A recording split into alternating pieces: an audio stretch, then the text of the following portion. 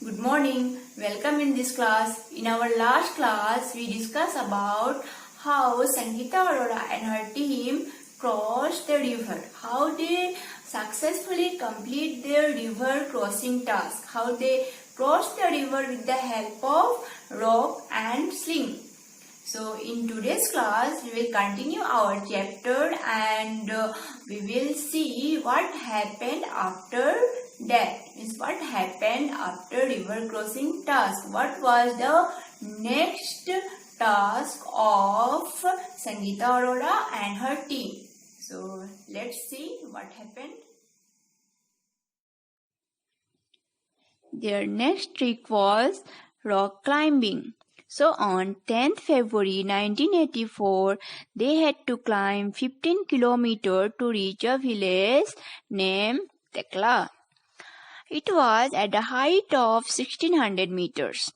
They kept food packets, water bottle, ropes, hook, plastic sheets, diary, torch, towel, soap, wind cheater, whistle, glucose, jaggery, chana and some other snacks in their rucksacks. In nearby area, they saw fruits and vegetables growing in the steppe fields.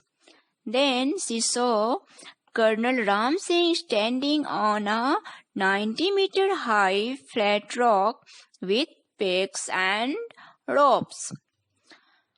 And he told them to observe him first, that where to put the hand and feet while climbing. She thought, today she will not going to back safely.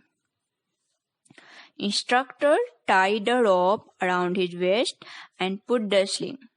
Then held the thick rope which was hanging. He started climbing as if he was running up. Sangeeta Arora was first in the line. She also put her sling, but as she took her first step, she slipped. She heard the voice of her instructor. Keep your body at 90 degrees while climbing.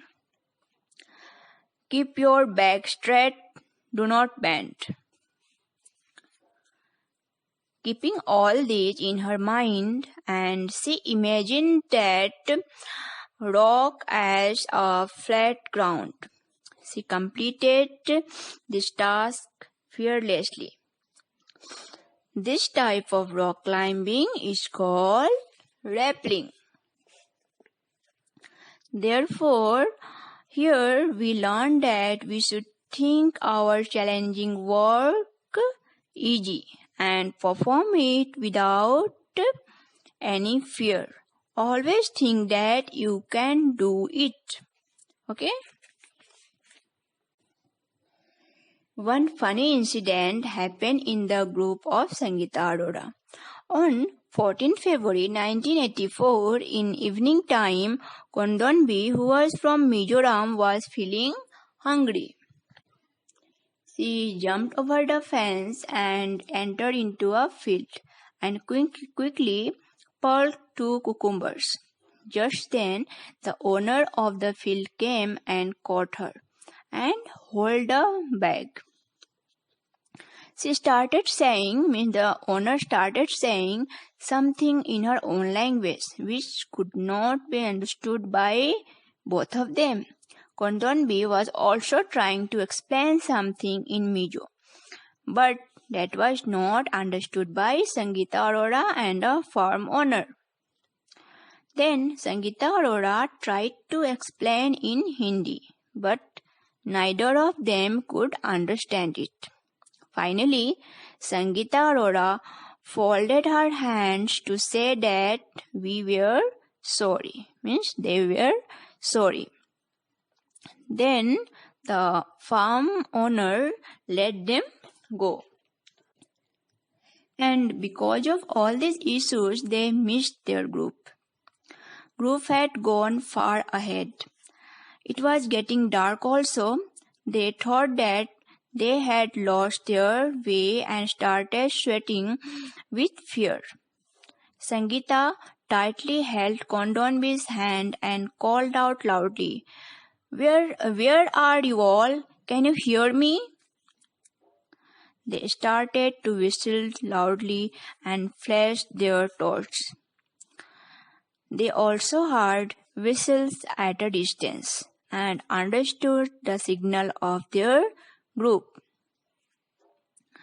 That time, Kondonbi thought they should keep talking to get rid of fear, but both of them could not understand the language of each other. So, Kondonbi started singing a Mizo song loudly to get rid her fear. After some time, their group came back and both of them joined the group. Okay, so this was a funny moment of group number 7. On 15 February 1984, there were a special guest in their camp. Her name was Vasendri Pal. She was selected as a part of the team to climb Mount Everest. So, she came there to seek the blessing of Brigadier Gyan Singh, who was also her instructor.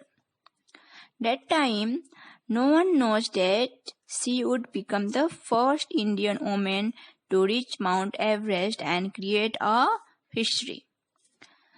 That evening, Vasendri Pal joined with Sangeeta and her team in singing and dancing on some famous Pahari songs. On 18th February 1984, they were at the height of 2,134 meters. They had to spend the night there. They were trying to put up the tent. They used double-layered plastic sheets for the tent and for the ground so that the air between the layers could help to keep them warm.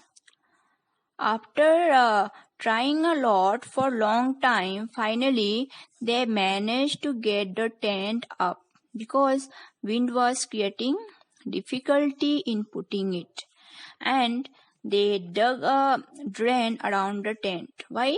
To slow the speed of air so that it cannot move the tent.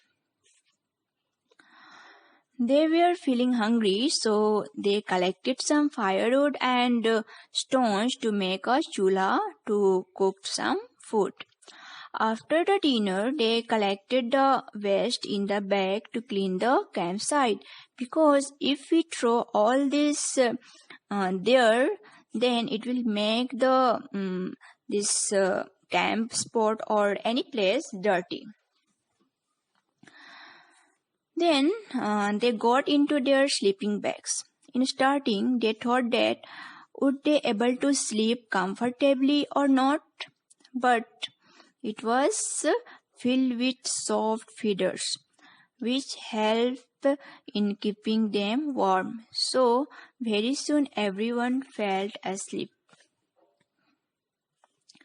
Next morning, when they wake up, they found that it was snowing. Everything looked white.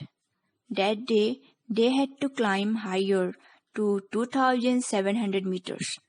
They walked carefully, and by afternoon they had reached snow-covered mountains where they enjoyed throwing snowballs on each other and making a big snowman.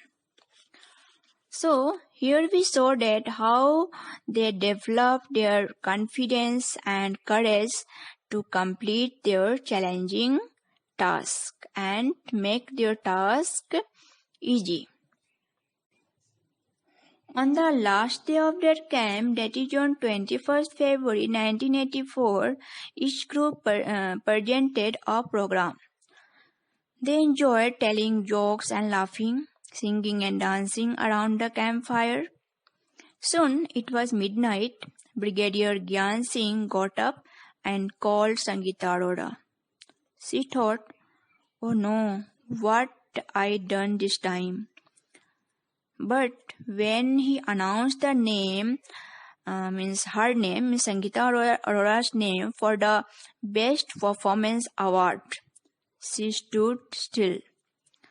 He blessed her, and the tears of joy rolled down on Sangeeta Arora's face.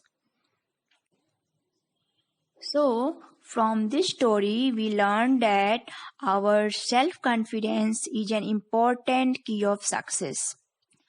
We should always keep in our mind that our self-confidence should be always high. We should always keep our self-confidence high and always think that we can do any kind of work. If you think like this, it will help you to make your task easy. So, with this, our chapter number 1 is over. Thank you.